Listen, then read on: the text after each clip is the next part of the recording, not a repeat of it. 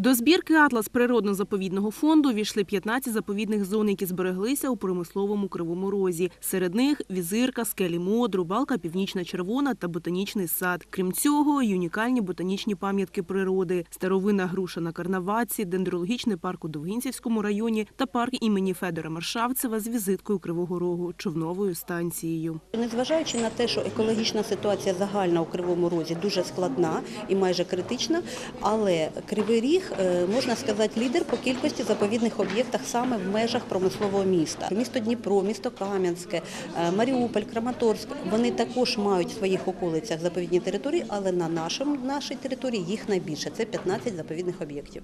Кожен з об'єктів має не лише наукову, але й надзвичайно екологічну цінність. У збірці описуються 5 унікальних геологічних заказників – сланцеві скелі, виходи амфіболітів, виходи аркозових пісковиків, скелевацькі виходи та пісковикова скеля. Зберегти ці місця в умовах постійного металургійного та гірничого виробництва важко. Утворюються суви та пустоти на місцях видобутку корисних копалин. На сьогодні значного руйнування зазнали природні зони навколо відвалів Південного ГЗК.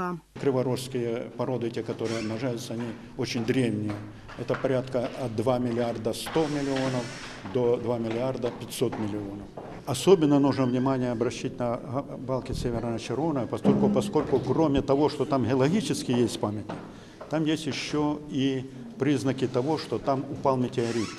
Имплантиты были обнаружены. Для геологов очень важно.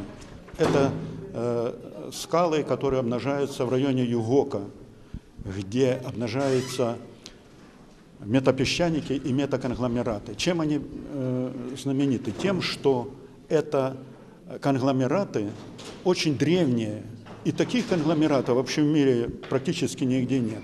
Тираж нового атласу природно-заповідного фонду Кривого Рогу – лише 80 примірників. Усі вони будуть передані управлінню культури та управлінню освіти. Ця збірка повинна стати не лише навчальним матеріалом для науковців та студентів, але й черговим нагадуванням про те, що у промисловому регіоні одним з головних завдань має бути збереження навколишнього середовища.